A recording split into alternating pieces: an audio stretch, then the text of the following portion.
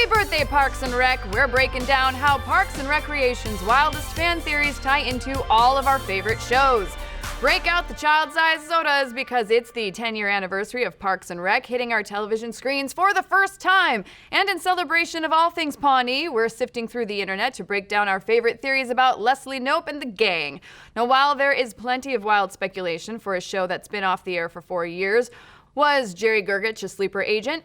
Hopefully. How was Leslie able to pay for all of her trips and gifts on a government employee's salary? She was originally from Eagleton, duh! And what really happened to Mark Brandanowitz? Just kidding, no one cares. What really caught our eye is the mounting evidence that Parks and Rec seems to take place in the same universe as a bunch of other TV shows. So for our theory, we are folding in several other fan theories into an intricate and carefully layered hypothesis that will blow your collective minds and in no way could be dismantled by something as simple as logic.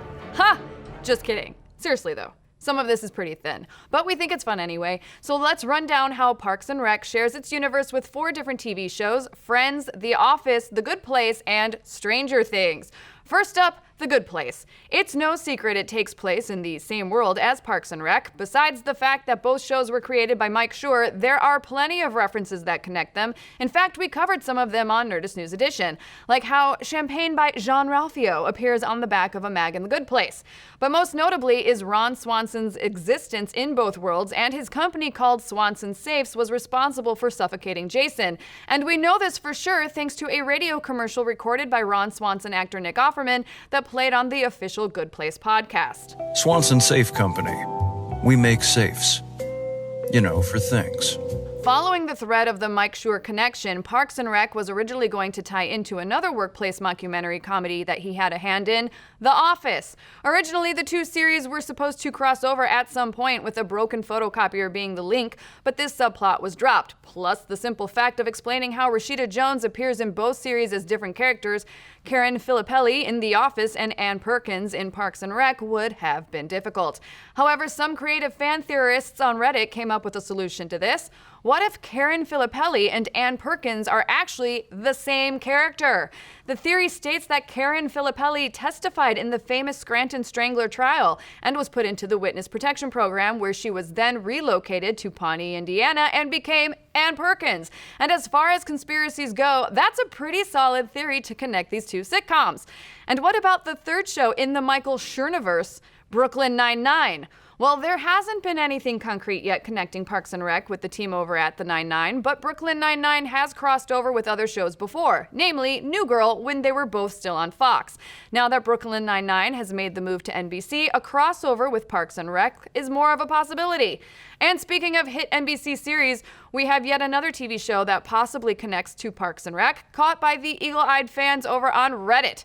Friends! The theory cites a scene in the classic 90s comedy where Monica mentioned the guys Rachel has broken her first date rule with. It's Matt Wire, Mark Lynn, Ben Wyatt. Any more? Okay. Yep, you heard that right. Ben Wyatt. A little math and sleuthing shows that Ben Wyatt would have been around the same age as Rachel and the titular friend, so he definitely could have popped up in their social circle if he spent any time in New York City.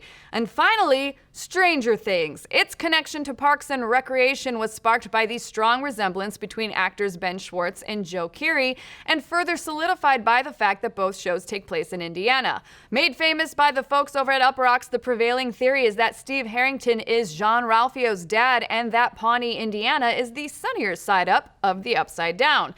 Now, for those of you thinking, what about Dr. Saperstein? Isn't he Jean-Ralphio and Mona Lisa's dad? Well, keep in mind, folks, while Dr. Saperstein might have been their father, he ain't their daddy. According to Up Rocks, Steve and Nancy had twin babies, but Steve loses his mind or is killed by one of the weirder creatures from the Upside Down. Dr. Saperstein swoops in and raises the kids like a hero and spoils them, which is why they ended up the way that they did. The world!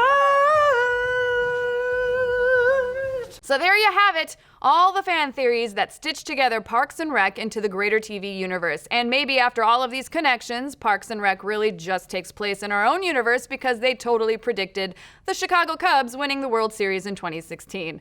Or we are all fake. and part of the TV universe, which wouldn't surprise me. But what do you folks think? What other shows might be part of the Parks and Rec universe? Who is your favorite Parks and Rec character? Ron, Leslie, Pert Hapley, Little Sebastian, Orin, Tammy, Tammy 2, Jeremy Jam. You just got jammed. Seriously, there are so many great characters. Let's discuss. Thanks for watching. Be sure to like, subscribe, and mash that little bell to get notified every time we go live with a show or drop a new video. And if you liked this episode of Nerdist News, check out our coverage of the theory behind the real Scranton Strangler. That's right, it was Toby all along.